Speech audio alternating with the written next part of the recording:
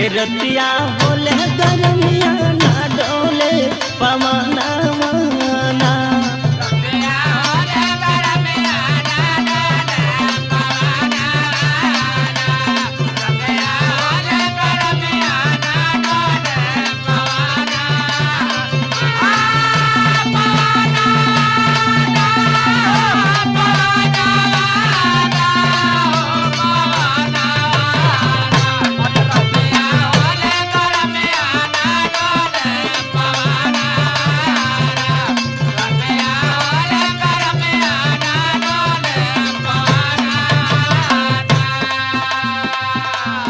एक